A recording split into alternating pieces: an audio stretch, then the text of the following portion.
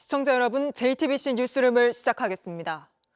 윤석열 대통령의 최후 변론에서도 국민에 대한 사과, 그리고 계엄으로 두쪽난 사회를 향한 통합의 당부는 찾아볼 수 없었습니다. 67분이나 이어진 진술은 아스팔트 보수 세력이 외치는 바로 그 논리, 12.3 계엄령은 계몽령이었다는 걸 입증해 대통령직을 지키려는 데 집중됐습니다. 무력으로 국민을 억압하는 계엄이 아니라 계엄의 형식을 빌린 대국민 호소입니다. 이러다 보니 요건과 절차를 어긴 계엄의 이유를 찾아보려고 기존에 해오던 야당 탓을 넘어 간첩 활동이 문제란 취지의 주장을 하며 간첩 공작원, 이런 단어를 26차례나 사용했습니다. 하지만 이 역시 탄핵 심판의 본질과는 거리가 먼 주장입니다. 첫 소식 김태영 기자입니다. 윤석열 대통령은 전날 최후 진술에서 대통령이기에 볼 수 있는 위기가 눈앞에 놓여 있다고 주장했습니다. 서서히 끓는 솥 안의 개구리처럼 눈앞의 현실을 깨닫지 못한 채 벼랑 끝으로 가고 있는 이 나라의 현실이 보였습니다. 그러면서 꺼내든 단어가 북한과 간첩이었습니다. 북한을 비롯한 외부 주권 침탈 세력들과 북한 공작원과 접선하여 북한에 넘겼습니다. 간첩은 없어진 것이 아니라 간첩이 활개치는 환경이 한마디로 간첩을 잡지 말라는 것. 윤 대통령은 이렇게 1시간 넘게 펼친 최후 변론에서 북한은 15차례, 간첩과 공작원은 26차례나 언급했습니다. 자신에게 주어졌던 마지막 변론 기회에서 북한과 간첩 얘기로 상당 시간을 써버린 겁니다. 결국 이를 통해 야당의 국정 운영 방해 배경엔 북한이 있다며 국내 정치 상황과 안보 문제를 섞어 계엄을 정당화하려 한 걸로 보입니다. 거대 야당이 북한 지령을 받은 감첩단과 사실상 똑같은 일을 벌인 것입니다. 이야말로 사회의 갈등과 혼란을 키우는 선동 탄핵이라 할 것입니다. 하지만 이런 주장도 대통령의 헌법 위반 여부만 따지는 헌법재판의 본질과는 거리가 먼 주장이란 지적이 나옵니다. 헌법은 전시와 사변 또는 이에 준하는 국가 비상사태에 한해서 계엄을 선포할 수 있다고 규정하고 있습니다. JTBC 김태영입니다. 최후 진술에서 윤 대통령이 반복하고 또 반복한 건 계엄 선포는 대통령의 고유 권한이라 심판의 대상이 아니란 주장입니다. 12.3 계엄령의 위헌 위법성을 덮는 차원을 넘어서 아예 심판의 본질 자체를 외면한 채 법 위에 서겠다는 전략인데 이 주장이 어떻게 잘못된 건지 이 부분부터 팩트체크가 시급합니다. 김혜미 기자가 준비했습니다. 계엄은 헌법이 부여한 대통령의 통치 권한이다. 계엄 당일 밤부터 무수히 들어온 그 말을 윤 대통령은 최후 변론에서 3차례나 다시 했습니다. 비상계엄은 범죄가 아니고 대통령의 합법적 권한 행사입니다. 대통령의 법적 권한인 계엄 선포에 따라 대통령의 법적 권한 행사에 따라 대통령 말의 속뜻이 무엇인지 변호인의 첫 발언에서 알 수 있습니다. 비상계엄 선포와 같은 대통령의 헌법상 종국적이고 배타적인 권한의 행사는 권력 분립의 원칙에 따라 사법심사의 대상이 되어서는 안 된다는 것입니다. 자, 김혜미 기자. 네. 조금 전에 들었던 이 사법심사 대상이 되어서는 안 된다. 이 말은 탄핵 심판이든 형사재판이든 법의 심판을 받을 필요가 없다는 것 아닙니까? 네, 그렇습니다. 그런데 이 같은 주장은 과거에도 나왔습니다. 네. 전두환, 노태우 등 신군부 내란죄 재판에서 대법원은 이미 이 같은 주장에 대해서 비상계엄 선포나 확대에 대해 법원이 심사할 수 있다라고 못 박았습니다. 만약에 계엄이 법의 심판을 받지 않는 그런 통치 행위라면 네. 우리 헌법에서 국회가 해제를 요구하면 즉시 해제해야 한다라는 이런 통제 권한을 굳이 이렇게 밝혀놓을 필요가 없겠죠. 네, 그렇습니다. 근데 최종 변론에서 윤석열 대통령 측은 또 트럼프 판결문을 들고 나오면서 미국 대통령은 재판을 안 받는다, 이런 주장도 했습니다. 네, 팩트체크 팀에서 미국 연방 대법원의 판결문 찾아봤습니다. 네. 여기 있는데요. 그런데 이것보다 먼저 한 가지 짚고 넘어가야 할 게 있습니다. 이 판결문은 이 탄핵 심판이 아니라 형사재판에서 대통령의 죄를 물을 수 있느냐 없느냐에 대한 그 판단이 담긴 그런 판결문입니다. 네. 사실 그러니까 탄핵 심판이 대상이 되는 건 미국 대통령이라고 해도 예외가 없습니다. 저희가 기억을 하시겠지만 트럼프 대통령 이미 2번 미국 의회의 탄핵 심판대에 오른 적이 있습니다. This armed rebellion against our common country. He must go.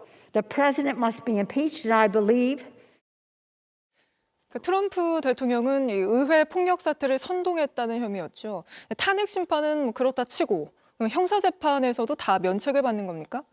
사실 우리와 미국과 법 체계가 다르기 때문에 갖다 붙이는 것 자체가 사실 좀 무리입니다만 네.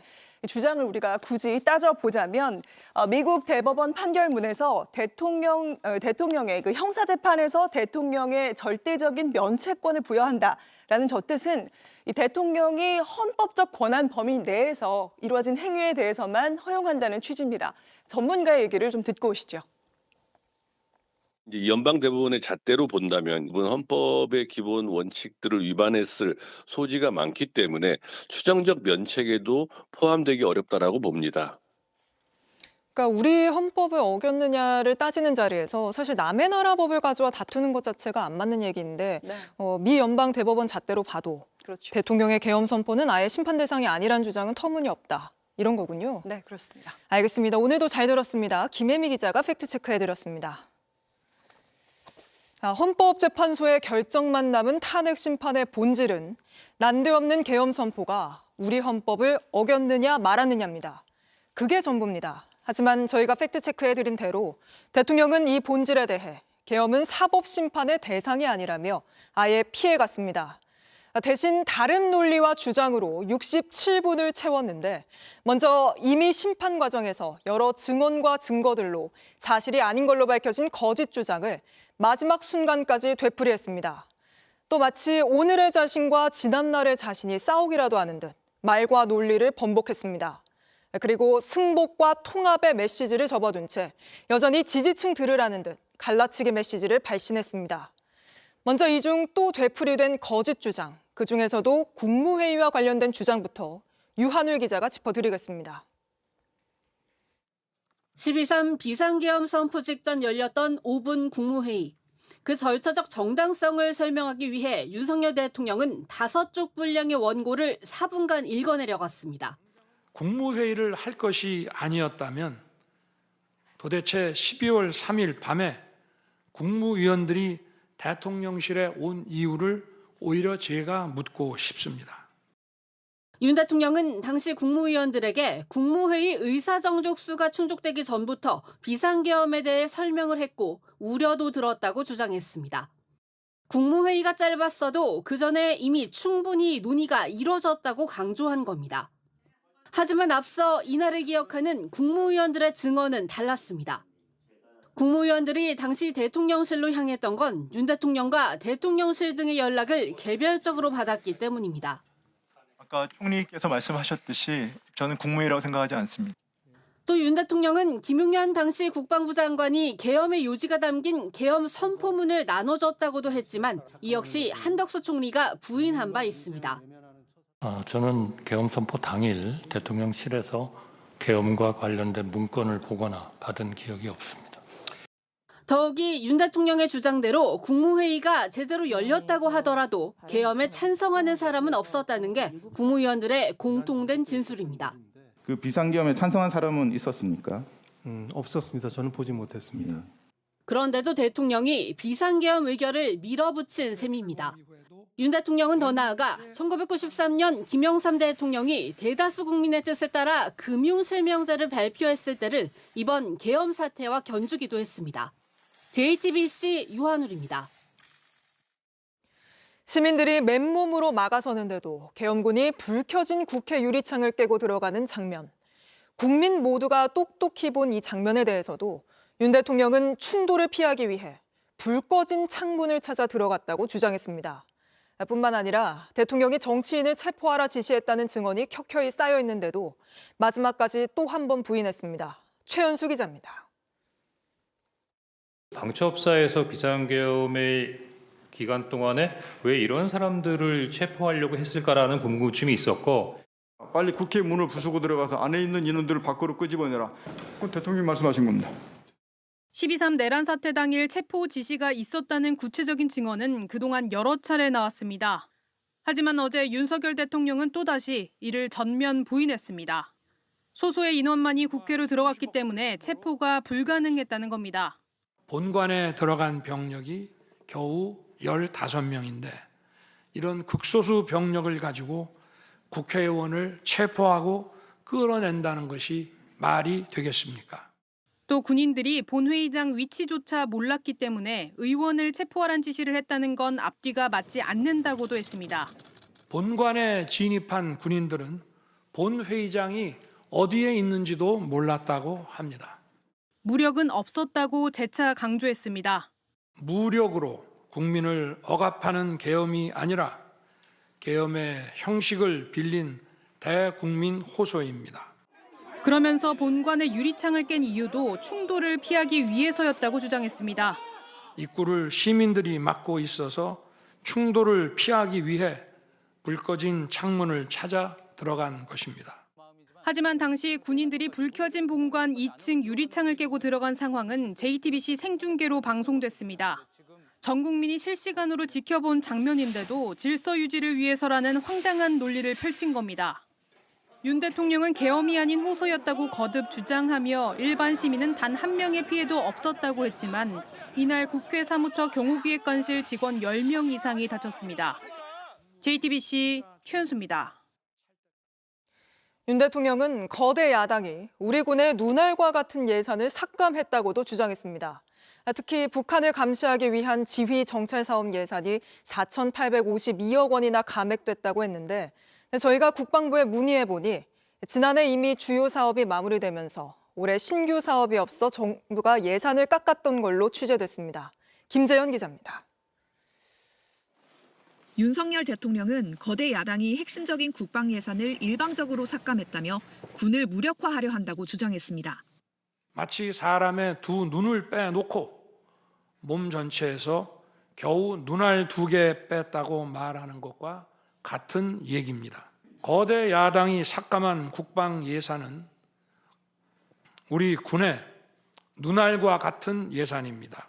특히 북한을 감시하기 위한 지휘 정찰 사업 예산이 대폭 감액됐다고 했는데 2024년 대비 4,852억 원 감액했고 이 4,852억 원은 야당이 아니라 애당초 정부가 줄여서 정부안에 반영한 액수입니다. 지난해 이미 주요 사업이 마무리됐고 올해 신규 사업이 없어서입니다. 군 통수권자인 윤 대통령이 국방 예산에 대해 제대로 확인도 하지 않고 수치만 가져다가 무리한 주장을 이어간 겁니다. 또 장거리 함대공 유도탄 사업, 드론 방어 사업 등 4개 사업에 대해서도 야당이 일방 삭감했다고 주장했는데 일정이 지연돼 올해 예산을 쓰기 어려워 감액된 사업들이었습니다. 방위사업청 관계자는 해당 사업들은 국방위에서 사업 추진 상황을 고려해 여야 합의를 거쳐 심의 조정된 것이라고 설명했습니다. JTBC 김재현입니다. 파면 기로에 놓인 윤 대통령은 과거 자신이 했다던 말도 뒤집었습니다. 대표적인 게 임기 단축 개헌입니다. 앞서 명태균 씨는 자신이 윤 대통령에게 임기 단축 개헌을 제안했더니 대통령이 왜 나는 5년 못하느냐 경로했다고 진술한 바 있는데 갑자기 그것도 파면 위기 앞에서 실현성도 없는 개헌 카드를 꺼내든 겁니다. 박사라 기자입니다. 명태균 씨는 검찰 조사에서 자신과 윤석열 대통령과의 인연이 끊긴 계기로 대통령에게 임기 단축 개헌을 제안했기 때문이라고 진술했습니다. 명 씨가 대선 국면에서 윤 대통령에게 대통령이 되면 임기 2년 후 개헌하라고 했고 그러자 윤 대통령이 다른 사람들은 5년씩 하는데 왜 나는 5년 못하냐며 크게 화를 냈다고 진술했던 걸로 파악됐습니다. 이후 윤 대통령이 김건희 여사와 장모에게도 연락하지 말라고 했다는 겁니다. 이랬던 윤 대통령이 전날 탄핵 심판 최후 변론에서 임기 단축 개헌을 꺼내들었습니다. 저는 이미 대통령직을 시작할 때부터 임기 중반 이후에는 개헌과 선거제 등 정치 개혁을 추진하겠다는 계획을 가지고 있었습니다. 윤 대통령이 직무에 복귀한다고 하더라도 개헌안은 국회에서 재적의원 3분의 2 이상의 찬성을 얻어야 통과가 가능하고 또 통과된 개헌안은 국민투표에 붙이는데 유권자 과반수가 투표에 참여해 그중 과반수가 찬성해야 확정됩니다. 야당의 협조 없이는 개헌안 추진 첫 관문부터 불가능합니다. 앞서 이재명 더불어민주당 대표는 개헌보다 탄핵이 먼저라는 입장을 밝힌 바 있습니다. 지금 현재 만약에 개헌 얘기를 하게 되면 이게 블랙홀이 됩니다. 지금은 내란 극복, 탄핵 문제를 포함한 헌정 질서 회복이 가장 중요하다. 파면을 피해보려고 실현성 낮은 개헌 카드를 꺼내든 거란 지적이 나옵니다. JTBC 박사라입니다. 윤 대통령은 국회로 보낸 계엄군은 고작 280명이고 본관에 들어간 병력은 15명에 불과하다고 주장했습니다. 국회와 선관위에 1,600명 넘는 계엄군이 투입된 걸로 조사된 만큼 이 주장 자체도 사실이 아닌데다가 계엄에 실패한 이후 대통령이 김용현 전 장관에게 1,000명은 보냈어야 한다 이렇게 질책했다는 진술과도 상충됩니다. 오원석 기자입니다. 국회 뒤편 운동장에 헬기가 착륙하고 무장 군인들이 국회의사당으로 달려갑니다. 정문 진입이 막히자 창문까지 깨고 건물 안으로 진입합니다. 소총에 야간 투시경까지 찬 계엄군을 국회로 보낸 이유, 윤 대통령은 질서 유지가 목적이었다고 항변했습니다. 최소한의 병력을 실무장하지 않은 상태로 투입함으로써 군의 임무를 경비와 질서 유지로 확실하게 제한한 것입니다. 그러면서 국회 투입한 계엄군은 300명이 채 안 된다고 주장했습니다. 정말 그런 생각이었다면 고작 280명의 실무장도 하지 않은 병력만 투입하도록 했겠습니까?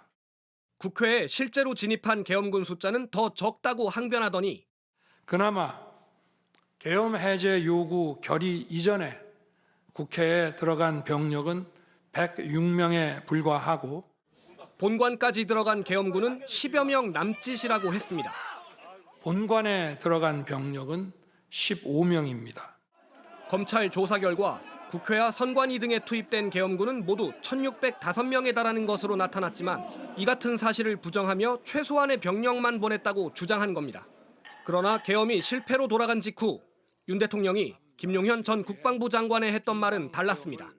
지난해 12월 4일 새벽 윤 대통령은 김 전 장관에게 국회 투입 인원을 물었습니다. 김 전 장관이 500여 명 정도라고 답하자 윤 대통령은 거봐 부족하다니까 1,000명은 보냈어야 했다라며 질책한 것으로 조사됐습니다. 더 많은 병력을 보냈다면 계엄이 해제되는 걸 막을 수 있었을 거란 취지로 해석되는 발언입니다. 질서 유지 목적으로 계엄군을 보냈다는 윤 대통령의 최후 진술을 반박한 건 다름 아닌 윤 대통령 본인의 과거 발언이었습니다. JTBC 오원석입니다. 윤 대통령은 자신이 복귀하면 또 계엄을 선포할 거란 주장은 터무니없다고도 주장했습니다. 하지만 이 발언 역시 대통령이 자신이 2번, 3번 계엄 선포하면 되는 거니까 계속 진행하라고 지시했다는 수사 결과와도 배치되는 주장입니다. 임예은 기자입니다. 최후 진술에 나선 윤석열 대통령은 직무 복귀를 하더라도 2차 계엄은 없을 거라 말했습니다. 제가 직무에 복귀하게 되면 나중에 또다시 계엄을 선포할 것이라는 터무니없는 얘기도 있습니다. 비상계엄의 목적을 이미 이뤘다는 게 이유였습니다. 이미 많은 국민과 청년들께서 나라의 상황을 직시하고 나라 지키기에 나서고 계신데 그런 일을 또 할 이유가 있겠습니까? 야당을 향한 경고형 계엄, 계엄의 형식을 빌린 대국민 호소였던 주장을 끝까지 이어간 겁니다. 국회가 그만두라 한다고 바로 병력을 철수하고 그만두는 그런 내란을 보셨습니까? 12.3 계엄 선포는 계엄의 형식을 빌린 대국민 호소이고 하지만 2차 계엄은 없다는 말은 앞서 수사에서 밝혀진 윤 대통령의 계엄 당시 발언뿐 아니라 탄핵 심판에서 나온 증언과도 배치됩니다. 이진우 전 수방사령관 공소장에 따르면 윤 대통령은 국회에서 계엄 해제 요구 결의안이 가결된 직후 이전 사령관에게 전화를 걸었습니다. 그리고 내가 2번, 3번 계엄령을 선포하면 되는 거니까 계속 진행하라고 지시했습니다. 윤 대통령이 결의안 가결 뒤에도 병력 철수 지시를 따로 내리지 않았다는 증언까지 나왔습니다. 대통령이나 국방부 장관으로부터 철수 지시를 받은 적이 있습니까? 철수 지시는 받지 않았고 국회 측 대리인단은 최종 변론에서 윤 대통령이 복귀한다면 제2, 제3의 비상계엄을 선포하지 않을 것이라고 누가 보장할 수 있냐고 꼬집었습니다. JTBC 임예은입니다. 마지막까지 헌재 결정에 승복하겠다는 말도 국민 통합을 당부하는 말도 없었습니다. 오히려 서부지법 폭동을 옹호하는 듯한 발언을 하며 이번에도 지지층이 민감하게 반응할 메시지를 내놨습니다. 김태영 기자입니다. 윤석열 대통령은 통합의 시작이 될 수 있는 승복이란 말을 꺼내지 않았습니다. 비상계엄이 계몽령이라는 주장만 되풀이했습니다. 특히 우리 청년들이 지금 대한민국이 처한 상황을 직시하고 스스로 주권을 되찾고 나라를 지키기 위해 나서고 있습니다. 계엄 선포로 청년들이 국가적 위기 상황을 깨닫고 나라를 지키기 위해 나섰다는 겁니다. 그러면서 지지층만을 향한 감사의 뜻을 전했습니다. 비상계엄의 목적이 상당 부분 이루어졌다고 생각하게 됩니다. 저의 진심을 이해해 주시는 우리 국민과 청년들에게 진심으로 감사 말씀을 드리고 싶습니다. 서부지법 폭동 사태를 두고는 가담자들의 잘못을 지적하기는커녕 오히려 마음이 아프다며 감쌌습니다. 저의 구속 과정에서 벌어진 일들로 어려운 상황에 처한 청년들도 있습니다. 옳고 그름에 앞서서 너무나 마음이 아프고 미안합니다. 그간 윤 대통령은 여러 방식으로 메시지를 보냈고 이는 불법과 분열을 야기했다는 지적을 받고 있습니다. 체포영장 집행을 앞두고는 집회 참가자를 애국시민이라 부르며 생중계 유튜브로 지켜보고 있다. 끝까지 싸우겠다는 친서를 보냈습니다. 구속영장이 청구된 직후에는 국민들이 힘을 모아주고 있다고 들었다. 뜨거운 애국심에 감사하다며 옥중 메시지를 보내기도 했습니다. 이번에도 탄핵 선고 이유를 대비해 승복보단 불복에 가까운 메시지를 냈다는 분석입니다. JTBC 김태영입니다. 부정선거 음모론도 빠지지 않았습니다. 특히 윤 대통령 대리인단은 1시간 넘게 부정선거론에 집중하며 대법원의 판결은 부실하다. 이게 다 중국의 공작이다. 이런 주장을 쏟아냈습니다. 모두 극우 집회 연단에서 많이 나오는 주장입니다. 이자연 기자입니다. 대통령 대리인단은 마지막까지 부정선거 음모론을 들고 나왔습니다. 이처럼 부실한 대법원 판결이 다른 사건들에서 추가적인 논의와 조사를 차단하고 자동으로 결론을 내리게 하는 근거로 악용되어서는 안 될 것입니다. 여러 수사기관이 교차 검증한 것을 두고는 마치 검경 모두가 한통 속인 것처럼 비약했습니다. 투표록이 실수로 기재되었을 수 있다며 경찰의 불송치 결정이 내려지고 같은 이유로 검찰이 불기소 처분한 후 고등검찰청으로 갔다가 단 며칠로 기각 결정되었습니다. 부당하다 생각되면 다시 수사를 요청하거나 재판을 받을 수 있게 한 수사, 사법 체계를 법조인인 대리인단이 나서서 부정한 겁니다. 그러면서 이게 다 중국의 공작일 것이라고 주장합니다. 중국식 하이브리드전은 명칭을 초안전이라고 하고 있습니다. 한계를 초월한다, 한계가 없다고 하는 의미에서 초안전입니다. 대통령 탄핵을 주장한 국회의원들은 반국가 세력이 됐습니다.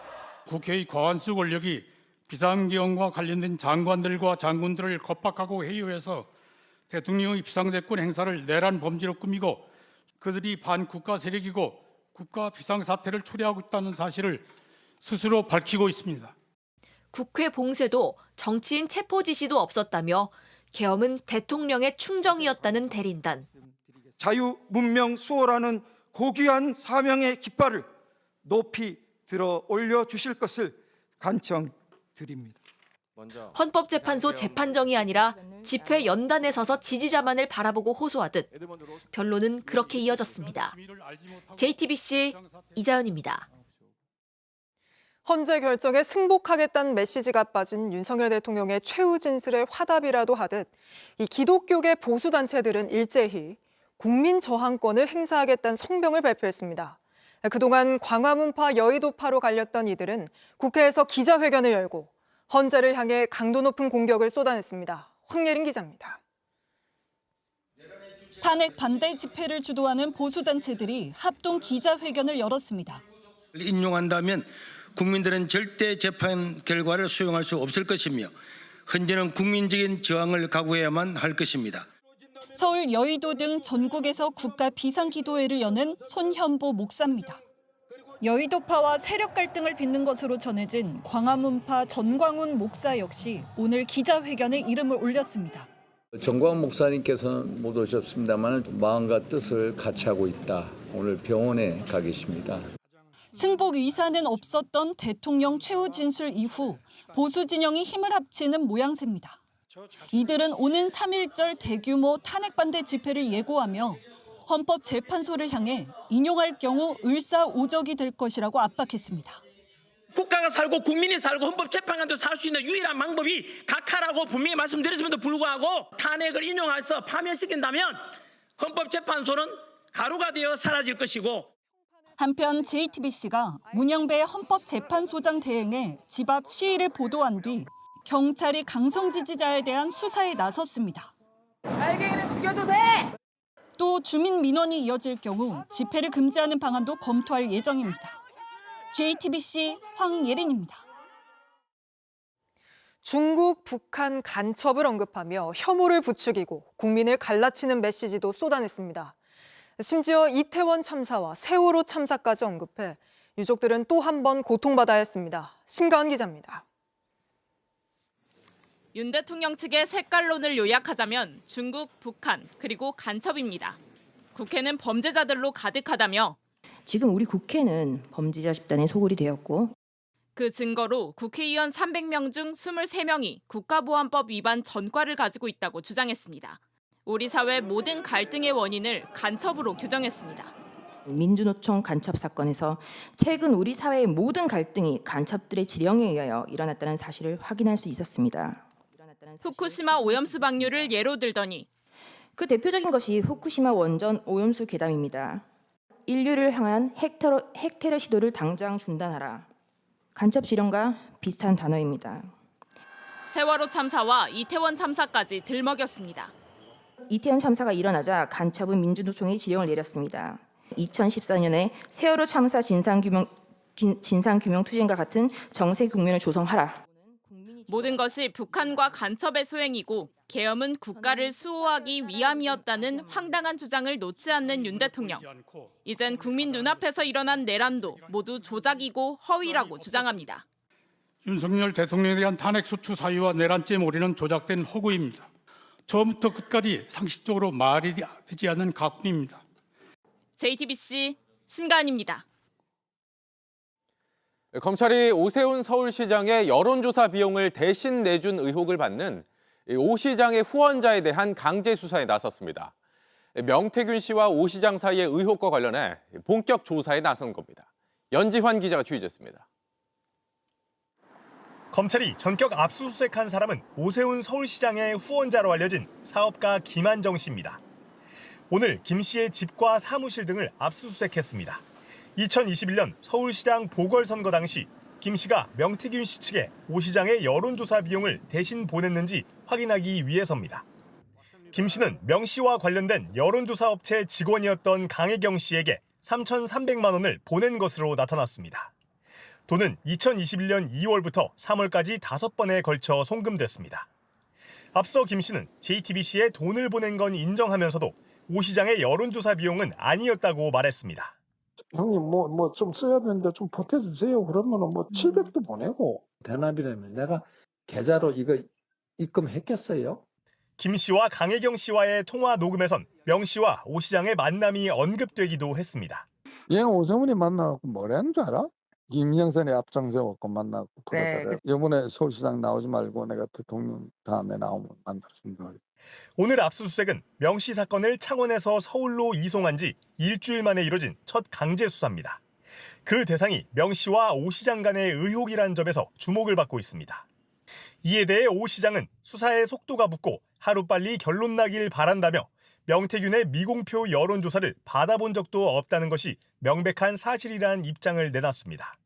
검찰은 압수물 분석을 마친 뒤 김 씨를 조사할 계획입니다. JTBC 연지환입니다.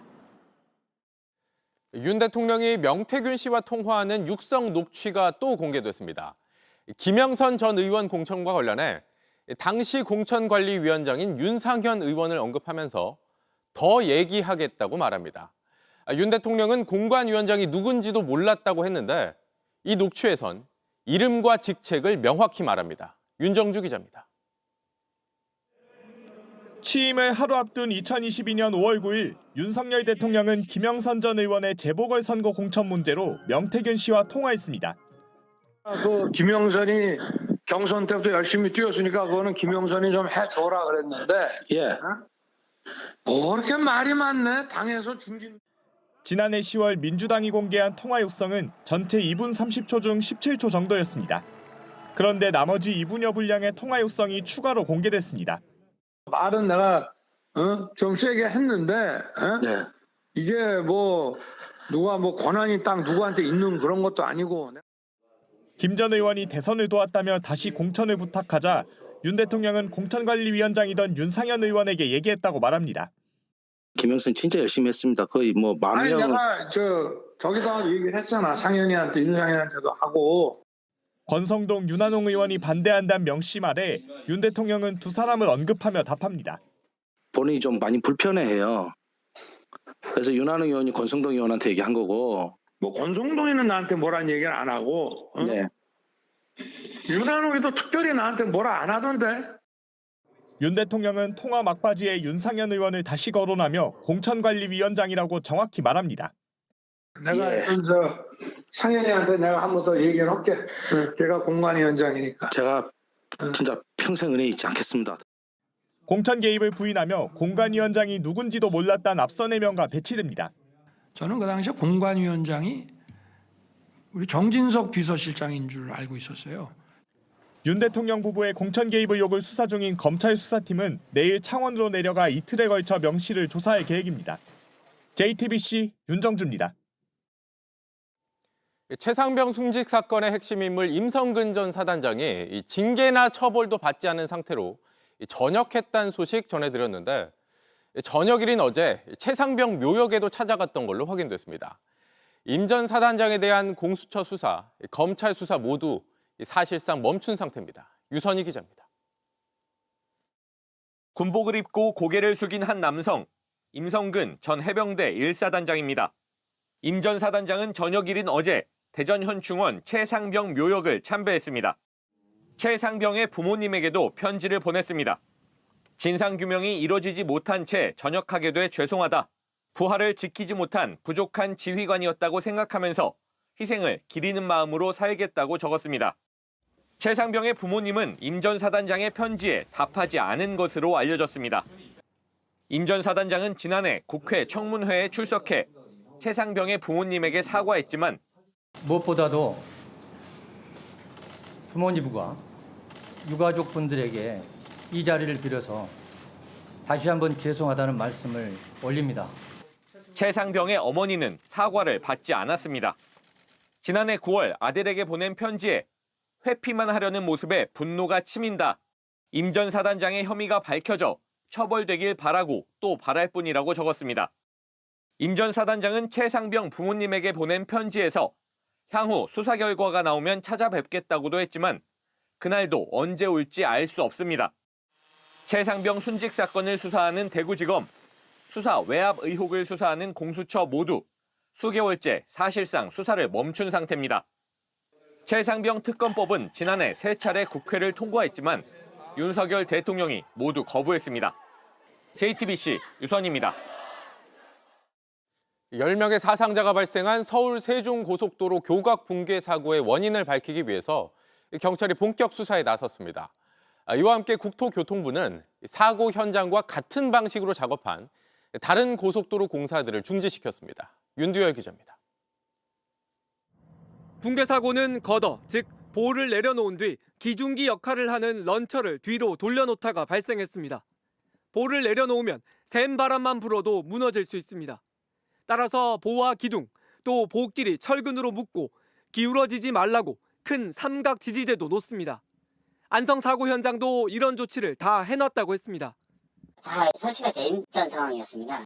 그런 거를 다 했기 때문에 이 사고가 어떻게 이루어졌는지를. 노동자 추락을 막는 낙하 방지막이나 안전고리등도 설치돼 있었습니다. 하지만 이런 장치들이 붙어있는 거더 자체가 무너지면서 인명피해를 막지 못했습니다. 경찰은 작업자의 과실이 있었는지 등을 알아보기 위해 78명 규모의 전담 수사팀을 꾸렸습니다. 이 공사를 맡은 업체가 개발한 공법이 문제가 있을 수 있다는 지적도 나왔습니다. 현장에서 거더를 조립해 상판에 올리는 공법인데 국토부는 안전성이 검증될 때까지 같은 공법을 쓰는 고속도로 현장 3곳의 공사를 중지시켰습니다. 사고 현장엔 무너져 내린 구조물들이 그대로 남아 있습니다. 교각 아래를 지나는 34번 국도는 막혔습니다. 돌면 1시간 걸려요. 일로 가려면 한 10분 걸리는 순간 절로 돌아가야 되잖아요. 검찰과 고용노동부의 현장 조사가 끝나면 철거와 수습 작업이 시작되고 도로 통행도 재개됩니다. 사고 현장 합동 감식은 금요일 오전 진행할 예정입니다. JTBC 윤두열입니다. 오늘 새벽 광주에서 경찰관에게 흉기를 휘두른 50대 남성이 경찰이 쏜 실탄에 맞아 숨지는 사건이 벌어졌습니다. 경찰도 흉기에 크게 다쳤는데 전국의 경찰관들이 정당한 공무 수행이었다는 입장을 밝혔습니다. 조승현 기자가 취재했습니다. 밤길을 걷는 여성 2명을 중년 남성이 뒤따릅니다. 남성이 집까지 따라갔고 여성은 112에 신고했습니다. 광주 동부경찰서 금남지구대 소속 50대 경감과 20대 순경이 출동했습니다. 인상착이 비슷한 남성을 발견하고 차를 돌립니다. 차에서 내린 경찰관이 다가가자 남성은 갑자기 종이 가방에서 흉기를 꺼내들었습니다. 순경이 테이저건을 쐈지만 남성의 두꺼운 외투 때문에 효과가 없었습니다. 남성은 앞에 있던 경감을 공격했습니다. 얼굴을 다친 경감이 안전한 곳으로 피합니다. 하지만 남성이 순경에게 가자 곧바로 뒤쫓으며 공포탄을 쐈습니다. 그러자 남성은 또 한 번 흉기를 휘두릅니다. 이번엔 경감도 반격한 듯 남성이 도로에 쓰러집니다. 일어나 자리를 뜨는 남성을 향해 경감이 총 쏘는 듯한 자세를 취합니다. 실제로 실탄 3발이 발사됐습니다. 총소리가 팡팡 3번 나. 그래서 걔가 나가보려다가 무사서. 50대 남성은 배와 옆구리에 총을 맞고 병원으로 옮겨졌지만 숨졌습니다. 얼굴과 이마에 심하게 다친 경감은 응급수술을 받았습니다. 전국경찰직장협의회는 피의자가 숨진 안타까운 사고지만 정당한 공무수행이었다고 입장을 냈습니다. 전문가도 비슷한 의견을 밝혔습니다. 큰 피해를 입었음에도 불구하고 이 정황상으로 봤을 때는 절차 자체를 충실하게 그 와중에도 지켰다라고 저는 생각을 합니다. 경찰은 총기 사용이 적절했는지 비롯해 정확한 사건 경위를 조사하고 있습니다. JTBC 조승현입니다. 네, 이재명 민주당 대표의 공직선거법 위반 사건, 지금 법원에선 항소심 마지막 재판이 진행되고 있습니다. 오늘 선고 날짜도 지정될 예정인데 법원 취재 기자 연결하겠습니다. 자, 여도현 기자, 현재 재판이 진행 중입니까?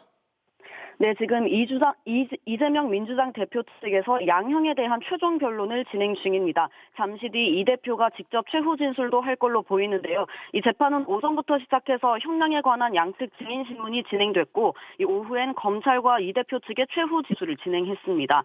이 대표가 법정에 들어가면서 한 발언 먼저 들어보겠습니다. 세상의 이치라고 하는 게 다 상식과 원칙대로 가게 돼 있습니다. 법원이 잘 가려낼 겁니다. 네, 검찰은 징역 2년을 구형했죠? 네, 맞습니다. 이 검찰은 1심과 마찬가지로 징역 2년을 선고해달라고 재판부에 요청했습니다. 이 대표의 20대 대선 행보에 걸림돌이던 의혹들에 대해서 이 당선을 목적으로 반복적으로 거짓말을 했다며 엄벌이 필요하다고 주장한 겁니다.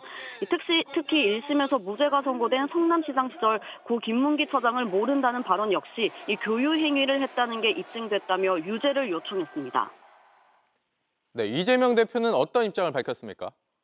네, 이 대표는 오늘 피고인 신문을 받았는데요. 이 대표가 이제 성남시장 당시에 고 김문기 처장을 몰랐다 이 말은요, 이 기억에 남지 않았다 이 뜻이라면서 이 혐의를 재차 부인했습니다. 앞서 방송 인터뷰에서 호주 출장 골프 사진과 함께 이 진행자가 같이 갔는데 왜 기억하지 못하냐라고 이렇게 질문을 하니까 이 해외 출장 갔다는 걸 거짓말하려는 게 아니라 접촉은 했겠지만 인지를 못했다라는 취지로 답했습니다. 네, 선고 날짜가 관심인데 곧 재판부가 밝힐 예정이죠? 네, 현재 재판이 진행 중인데 이 법원은 재판을 마무리하면 2심 선고 날짜를 지정합니다. 통상 결심 재판 이후 한 달 정도 뒤에 선고가 나는 걸 감안하면 이 다음 달쯤 2심 선고가 나올 것으로 보입니다. 이 대표는 1심에서 징역 1년에 집행유예 2년을 선고받았습니다. 이 선고법으로 벌금 100만 원 이상이 대법원에서 확정되면 이 피선고권이 박탈됩니다. 지금까지 서울고등법원에서 JTBC 여도현입니다. 지난해 합계 출산율이 9년 만에 반등한 걸로 나타났습니다. 상대적으로 인구가 많은 베이비붐 세대 자녀들이 코로나 이후 미뤄왔던 결혼을 하고 또 아이를 낳은 결과가 반영된 걸로 보입니다. 먼저 정아람 기자입니다. 지난달 넷째 딸을 출산한 임지훈, 김유진 씨 부부입니다. 신랑은 나이가 있고 저도 이제 딱 노산이더라고요. 경제적인 문제가 진짜 제일 컸던 것 같아요. 그래도 이왕 가진 김에 열심히 벌어보자. 10년 전 첫째를 가졌을 때와 비교해 많이 달라진 사회 분위기가 큰 힘이 됐습니다. 남자 같은 경우에는 솔직히 그 육아휴직 이런 거는 거의 생각도 못하는 약간 그런 분위기였거든요. 지금은 뭐 이렇게 좀 필요하다 싶으면 자유자재로 육아휴직도 하는 편이고. 고민과 걱정도 많았지만 넷째 출산은 부부에게 축복이 됐습니다. 낳기 전에는 잡생각이 많고 고민이 많은데 낳아놓고 보면 그런 게 이제 사라지는 것 같아요. 보고 있으면. 너무 예뻐요. 많이들 키우세요. 이렇게 아이를 낳는 부부가 늘면서 지난해 합계 출산율은 0.75명으로 9년 만에 반등했습니다. 출생아 숫자는 23만 8천여 명으로 8천 명 정도 늘어 9년 만에 증가했습니다. 가장 큰 이유는 역시나 코로나 팬데믹 이후 늘어난 결혼입니다. 출산율의 선행지표가 되는 결혼 건수는 지난 1년 새 15% 가까이 급증했는데 통계 집계가 시작된 이래 최대 증가폭입니다. 이대로라면 올해 출산율도 오를 전망입니다. 출생아 수는 올해는 지난해보다 1만여 명 늘어난 25만 명대가 될 걸로 예상이 되고요. 합계 출산율도 0.79 내외가 될 걸로 예상이 됩니다. 특히 상대적으로 인구가 많은 이른바 에코붐 세대가 결혼 정년기에 접어든 영향인데 최근 통계에선 결혼에 대한 인식과 출산할 의사도 긍정적으로 바뀌고 있는 것으로 나타났습니다. JTBC 정아람입니다. 분명 반가운 소식이긴 한데 합계 출산율이 정말 바닥을 치고 계속 반등할지는 좀 더 지켜봐야 한다는 의견이 많습니다. 다른 나라들과 비교해봐도 여전히 꼴찌 수준을 면치 못하고 있기도 한데 어떤 변화가 필요한지 공다솜 기자가 현장 목소리를 들어봤습니다. 경기도 수원의 한 어린이집. 개원한 지 15년이 됐지만 이달 폐업을 앞두고 있습니다. 13명까지 찾던 아이들이 지난해 5명으로 줄었고 북적여야 할 원내는 텅 비었습니다. 인원 감소로 어린이집에서도 반 구성이 조금 어려운 상황. 아이들이 없다 보니까 사용하지 않는 교실로 그냥. 지난해 합계 출산율은 0.7명대로 반등했지만 여전히 세계 최저 수준입니다. 경제협력개발기구 OECD 평균의 절반 수준입니다. 특히 이번 반등은 베이비붐 세대의 자녀들, 이른바 에코붐 세대가 주도했습니다. 하지만 1996년생부터 다시 인구가 급감하는 구조를 볼 때 이들이 30대 초반이 되는 시점에 출산율 반등 흐름이 꺾일 가능성도 큽니다. 90년대생들이 많이 태어났는데 그 친구들이 혼인과 출산에 접어들면서 태어난 아이의 수가 늘어나는 거예요. 특히다가 또 2023년에 출산율이 워낙 낮아졌기 때문에 기저효과의 부분도 있는데 출산과 육아의 최전선에 있는 부부들은 여전히 제도적 지원이 부족하다고 지적합니다. 육아휴직을 다 쓰고 있긴 한데 못 쓰는 부분도 되게 많거든요, 사실. 뭐 회사 규모에 따라, 회사 사정에 따라서 이런 게 모든 부모들까지 되기까지는 되게 좀 시간이 많이 걸릴 것 같습니다. 둘째는 사실 갖고 싶은 생각은 있는데 일하는 엄마들은 일을 포기할 수밖에 없는 상황. 안정적으로 맡길 수 있는 보호할 수 있는 그런 연장반 시스템 뭐 이런 것들이 좀 더 잘 갖춰져야 되지 않을까. 임시기구에 가까운 저출산 고령사회위원회는 제대로 된 예산도 받지 못하고 있는 데다 저출생 관련 법안들은 국회에 잠들어 있는 상황. 그나마 출산율 하락세가 멈춘 지금이 출산에 대한 인식을 개선할 적기란 목소리가 커지고 있습니다. JTBC 공다솜입니다.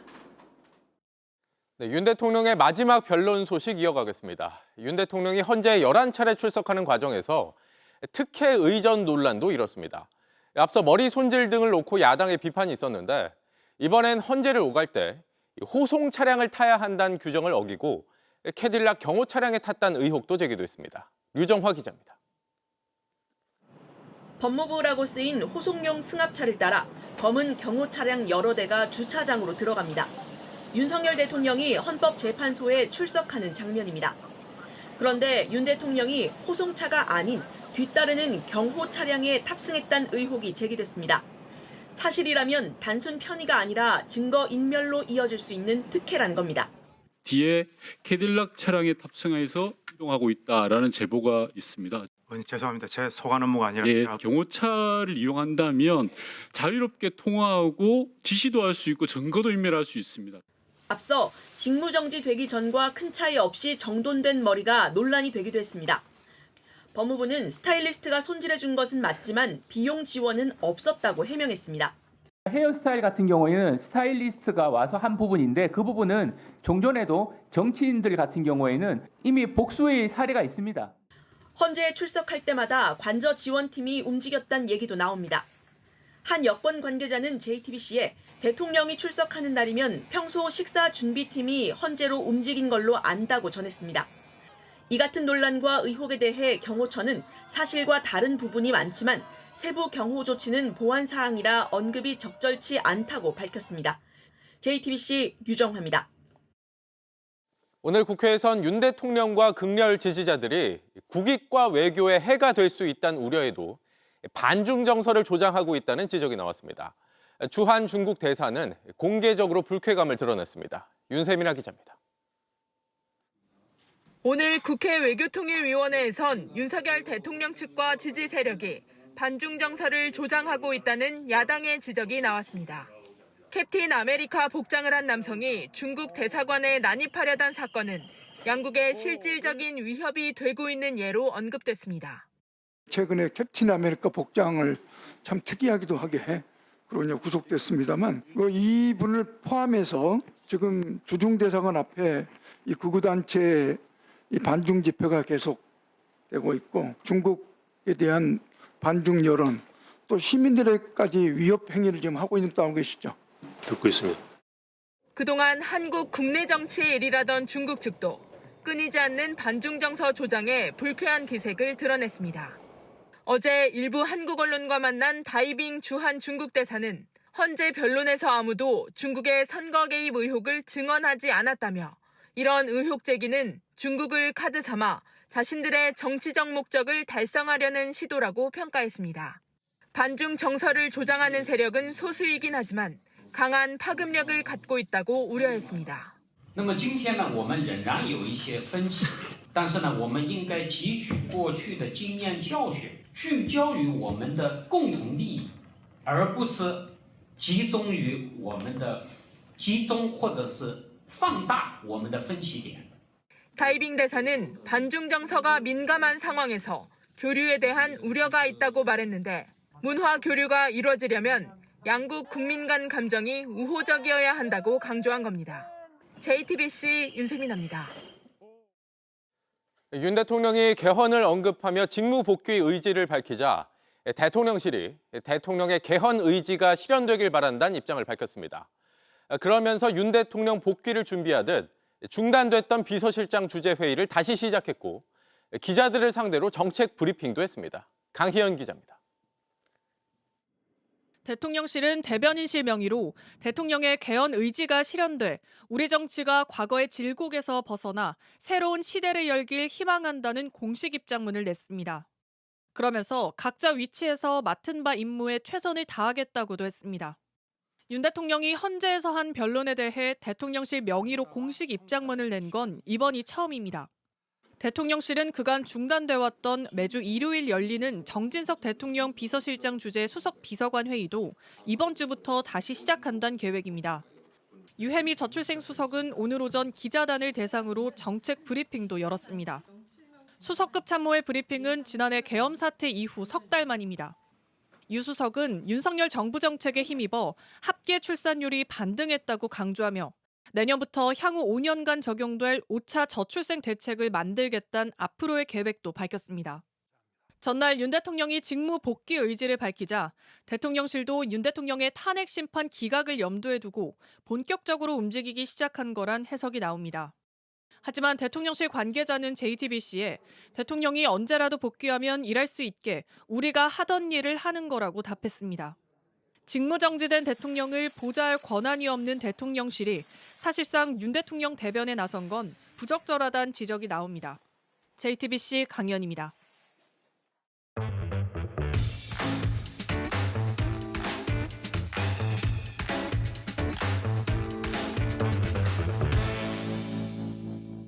돌아온 비하인드 뉴스 시작하겠습니다. 오늘도 정치부 이성대 기자와 함께합니다. 자, 이 기자 바로 볼까요? 네, 첫 번째 이슈 보겠습니다.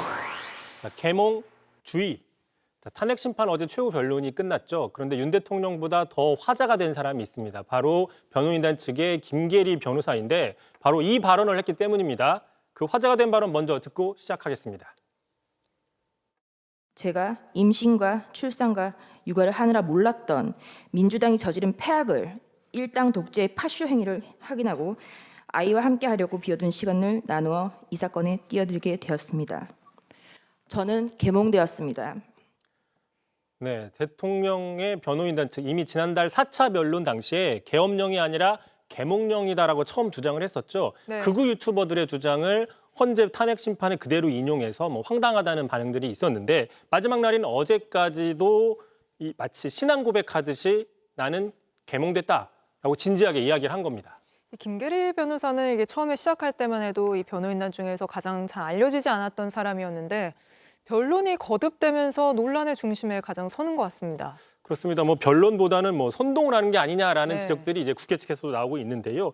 또 탄핵 심판 내내 또 논란이 되는 장면들이 있었습니다. 대표적으로 바로 이 장면이었죠. 그 8차 변론 당시에 왜 대통령이 직접 네. 질문을 하지 못하게 하느냐, 법적 근거가 뭐냐고 따지다가 대통령마저 저렇게 제지하는 상황이 있었고요. 네.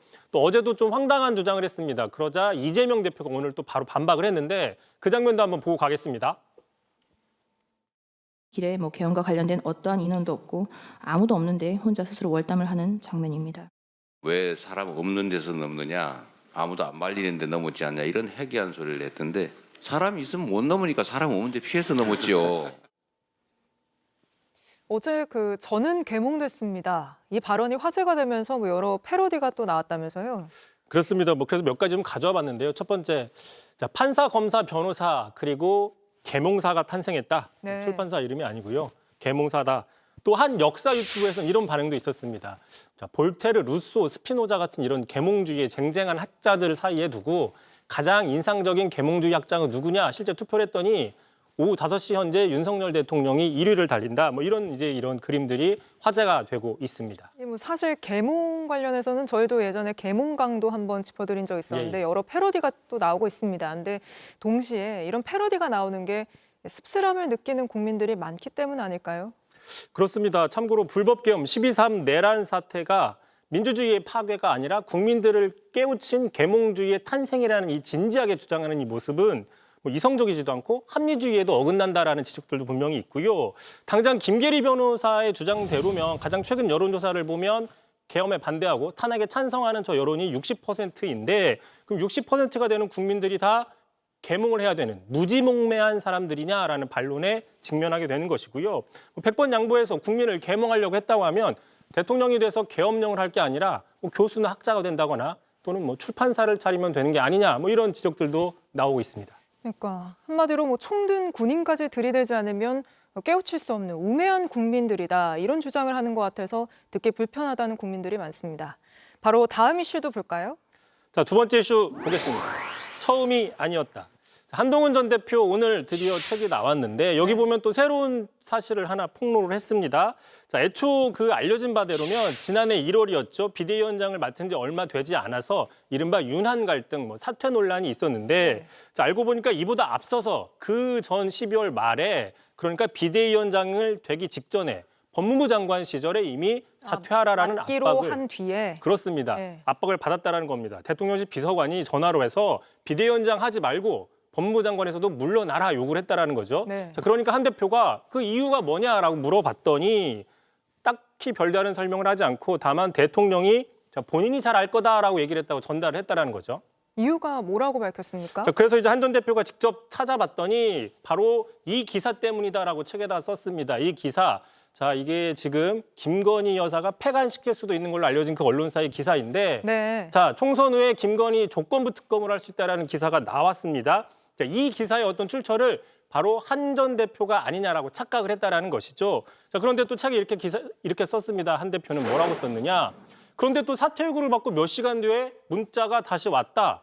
자, 알고 보니 잘못 알았다. 미안하다. 사퇴 표명은 없던 일로 해달라고 했다. 그러니 제가 한 말이 아니라는 걸 알게 된 것 같았다라고 적었는데 네. 누구냐? 이게 바로 김건희 여사가 문자를 보냈다라는 것이죠. 아, 이거는 그러니까 총선 국면에서 이른바 그 일심 논란 있기 전 얘기인 거죠? 그렇습니다. 아까 말씀드린 대로 비대위원장 네. 맡기 전에 사퇴하라고 하고 그 순간 몇 시간 뒤에 또 이렇게 문자를 받았다라는 것인데 여기에는 뭐 답장을 했다 안 했다 이런 내용 그 부분에 대해서는 책에 나오지 않습니다. 네. 자, 다시 말해서 김 여사가 오해를 하게 되면 총선을 지휘할 여당 비대위원장도 별다른 이유 없이 날아갈 수도 있는 구조였다. 당시의 여권 구도가 그런 상황이었다라는 것을 이 책으로 알게 된다. 이렇게 분석해 볼 수 있는 겁니다. 당신 심지어 법무부 장관이었는데 뭐 장관도 내려놔라 이런 얘기를 했다는 거군요. 그렇습니다. 알겠습니다. 김건희 여사 공천 개입 의혹이 지금 좀 문제가 되고 있는데 그런 가운데 또 이런 새로운 내용이 나왔군요. 오늘은 여기까지인가요? 예. 알겠습니다. 이성대 기자였습니다. 트럼프 대통령이 부자 외국인들을 상대로 우리 돈 71억 원에 미국 영주권을 판매하는 제도를 만들겠다고 밝혔습니다. 특히 돈만 있다면 러시아 재벌도 받을 수 있다고 했습니다. 워싱턴 정강현 특파원입니다. 트럼프 정부가 미국 투자 이민을 폐지한다고 밝혔습니다. 투자 이민은 미국에 있는 법인에 일정 금액 이상을 투자하면 그린카드, 즉 영주권을 주는 제도입니다. 그린카드를 발급하는 기존의 투자 이민은 트럼프가 제안한 골드카드 제도로 대체될 예정입니다. This sort of ridiculous EB-5 program. We're going to end the EB-5 program. We're going to replace it with the Trump Gold Card. 트럼프 대통령은 골드카드를 500만 달러, 우리 돈 약 71억 원에 팔겠다고 했습니다. 통산 100만 달러 수준인 기존 투자 이민에 비해 가격을 5배나 올린 겁니다. You have a green card. This is a gold card. We're going to be putting a price on that card of about $5 million, and that's going to give you green card privileges plus it's going to be a route to citizenship. 골드카드는 약 2주 뒤부터 판매됩니다. 미국 기업에 대한 투자가 아닌 트럼프 행정부에 직접 돈을 내는 방식이 될 것으로 보입니다. We'll be able to sell maybe 1 million of these cards, maybe more than that.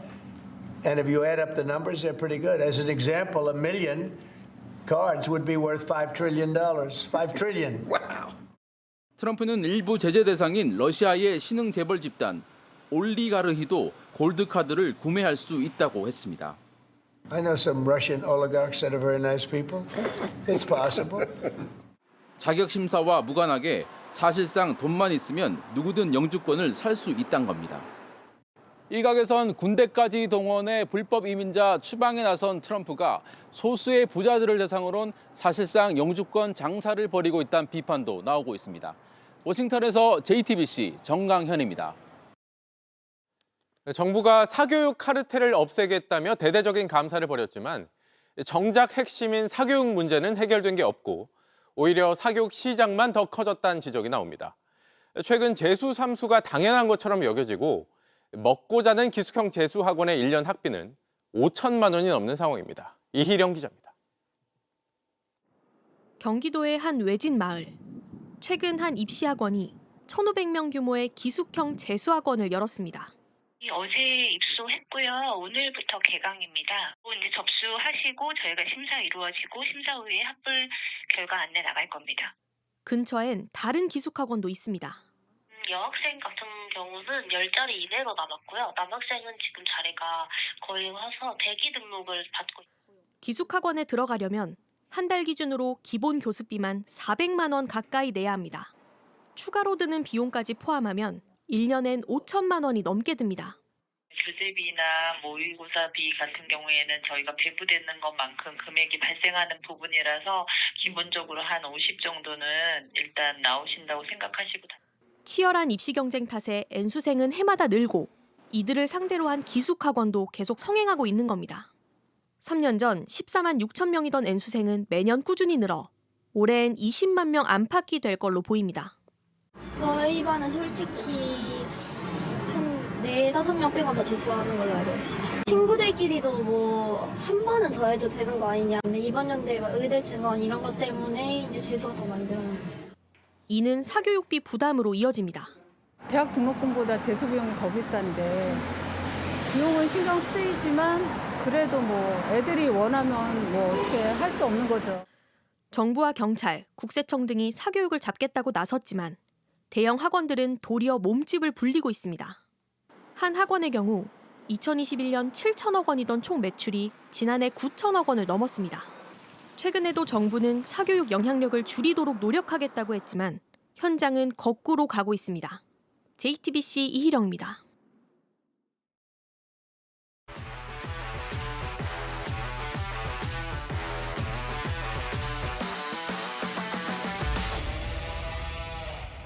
스포츠뉴스입니다. 축구 대통령을 뽑는 대한축구협회장 선거에서 정몽규 회장이 당선됐습니다. 85%가 넘는 압도적인 지지였는데요. 대표팀 감독 선임을 둘러싼 비판 여론과 정부의 중징계 요구 등 난관도 적지 않았지만 축구인들은 정 회장에게 다시 한번 힘을 실어줬습니다. 홍지용 기자입니다. 이제 날씨도 풀리고 축구에서도 봄이 왔으면 좋겠습니다. 12년 만에 경선으로 치러진 축구협회장 선거에서 정몽규 회장은 일찌감치 승부를 결정지었습니다. 1차 투표에서 유효 투표 183표의 절반을 훌쩍 넘긴 156표를 얻어 결선 투표 없이 곧바로 당선을 확정지었습니다. 경쟁자로 나선 허정무 신문선 후보는 각각 15표, 11표에 그쳤습니다. 축구인 사면부터 대표팀 감독 선임 절차 논란 등 정몽규 체제를 향한 비판 여론이 거셌고 법원이 공정성과 투명성 문제를 들어 선거를 중단시키는 등 위기도 있었습니다. 하지만 결과는 정 회장의 압승이었습니다. 축구인들이 천안축구종합센터 설립 등 굵직한 사업을 안정적으로 마무리할 인물로 정 회장을 선택한 것으로 보입니다. 정 회장이 오랜 기간 협회장을 하면서 쌓아온 인맥과 자산도 표심에 영향을 줬습니다. 대한민국 축구종합센터의 완성과 국제 외교력 강화 등 제가 잘할 수 있는 분야와 과제를 더욱 집중하도록 하겠습니다. 다만 축구협회에 대한 신뢰를 회복하고 정부와의 관계를 개선하는 등 풀어야 할 숙제가 남아 있습니다. 정부와의 관계는 제가 천천히 오늘 좀 지난 다음에 어떻게 할지 그 방향에 대해서 좀 더 다시 설명드릴 기회가 있겠습니다. 정 회장은 앞으로 예산 2천억 원 규모의 축구협회를 2029년까지 이끌게 됩니다. 이번 임기를 다 채운다면 16년간 축구협회를 이끌었던 정몽준 전 회장과 함께 가장 오래 축구협회를 이끈 수장으로 남게 됩니다. JTBC 홍지웅입니다.